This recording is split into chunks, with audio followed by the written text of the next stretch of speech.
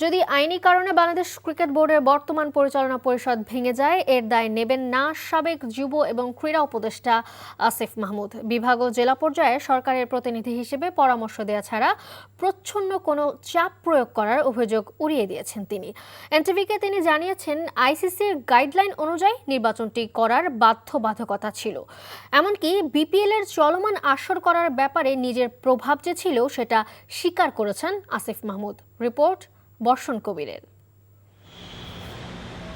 এক বিসিবি নির্বাচনের পর আমিনুল ইসলাম বুলবুলের নেতৃত্বাধীন পরিচালনা পর্ষদ এমন জায়গায় দাঁড়িয়ে যা নিয়ে সমালোচনার শেষ নেই এখনও। সরকারি হস্তক্ষেপের লাগাতার অভিযোগ করা হচ্ছিল ক্লাবের বিশাল একটা অংশ থেকে। তাদের আঙুল উঠেছিল আসিফ মাহমুদের দিকেই। তাতে ঘি ঢেলেছিল স্বয়ং বিসিবি সভাপতির পাঠানো চিঠি, যা সুস্পষ্ট আচরণবিধির লঙ্ঘন ছিল।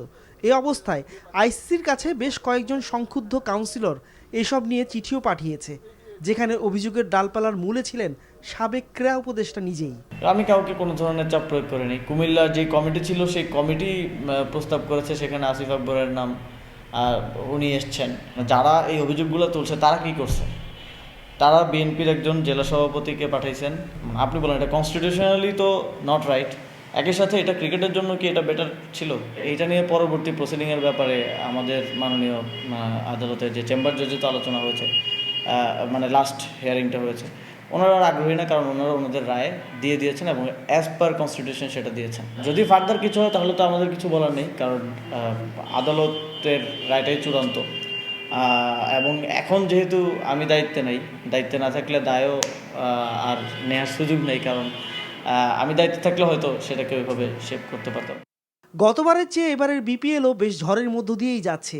বিসিবির অন্দরমহলে অনেক পরিচালক অনুযুগের সুরেই বলেছেন, শুধুমাত্র আসিফ মাহমুদের মন রক্ষার্থেই এবারের আয়োজন অনেকটা তড়িঘড়ি করেই করা লেগেছে। বিষয়টা মেনে নিয়েছেন আসিফও। আমার খেলোয়াড়দের জন্য তো ভালো হতো না। এমনিতেই লিগ নিয়ে এক ধরনের শঙ্কা আছে।